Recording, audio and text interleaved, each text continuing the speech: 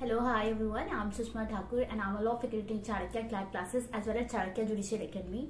Today I'm going to discuss an important topic which is police officer. Who may be called as police officer? Police officer किसे बोलेंगे? क्या वो सारी authorities जिनके पास investigation का या फिर अरेस्ट का पावर होता है, क्या वो सारे पुलिस ऑफिसर की कैटेगरी में आते हैं?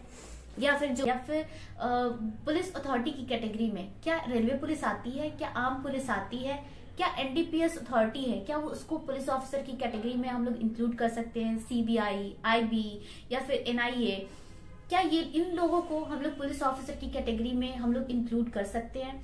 सबसे पहली चीज कि बहुत सारे लॉ में मेंशन किया गया है, जैसे कि आईपीसी में पुलिस ऑफिसर के अगेंस्ट कोई भी ऑफेंस होता है उससे रिलेटेड चीजों को डिस्कस किया गया है। इंडियन एविडेंस एक्ट में कि अगर कोई भी कन्फेशन या फिर admission done to a police officer will not be admissible by the court, it will be irrelevant. CrPC में भी पुलिस ऑफिसर को कुछ पावर दी गई है कि वो क्या कर सकता है, एक्यूज को अरेस्ट कर सकता है, इन्वेस्टिगेट कर सकता है या फिर उसके अगेंस्ट चार्ज फ्रेम कर सकता है। लेकिन अब सबसे पहले ये जानना जरूरी है कि पुलिस ऑफिसर की कैटेगरी में कौन कौन से लोग आते हैं, कौन कौन से लोग पुलिस ऑफिसर की कैटेगरी में आएंगे। क्या कन्फेशन, किसी एक एनडीपीएस अथॉरिटी को कन्फेस किया गया चीज वो क्या एडमिसिबल होगा या फिर इरेलेवेंट होगा? जैसे कि बोला जाता है इंडियन एविडेंस एक्ट में कि अगर कोई भी कन्फेशन पुलिस ऑफिसर को किया जाता है वो इरेलेवेंट माना जाएगा, वो कन्फेशन एडमिसिबल नहीं माना जाएगा, वो सेक्शन 25 या फिर 26 से हिट करेगा। लेकिन क्या पुलिस ऑफिसर की कैटेगरी में कौन कौन सी चीजें आती है? तो इससे रिलेटेड एक लैंडमार्क जजमेंट आया था जो कि Rajaram versus state of Bihar 1964 supreme court का डिसीजन आया था।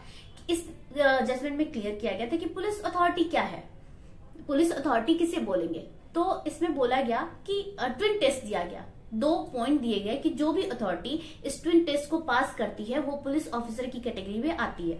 सबसे पहला पॉइंट कि he should have the power to investigate and arrest, and second point he should have power to frame charges under section 173 of CrPC. अगर उसके पास मेयर इन्वेस्टिगेशन या फिर अरेस्ट का पावर है तो वो पुलिस ऑफिसर की अथॉरिटी में नहीं आएगा, उसकी आयोटा में नहीं आएगा। तो अगर हम लोग कोई भी कन्फेशन या फिर एडमिशन एनडीपीएस अथॉरिटी को करते हैं या फिर आईबी को करते हैं तो उनके पास चार्ज फ्रेम करने का पावर नहीं है, तो इसलिए वो पुलिस ऑफिसर की कैटेगरी में नहीं आएंगे। वही अगर हम लोग सीबीआई को करते हैं, उसके पास पावर है चार्ज फ्रेम करने का और उसके पास इन्वेस्टिगेशन का भी पावर है और उसके पास ये भी पावर है कि वो अक्यूज को अरेस्ट कर सकता है। तो जो अथॉरिटी ये दोनों टेस्ट को पास करेगा तो ही वो पुलिस ऑफिसर की कैटेगरी में आता है, अदरवाइज वो पुलिस ऑफिसर की कैटेगरी में नहीं आएगा। Okay, thank you so much.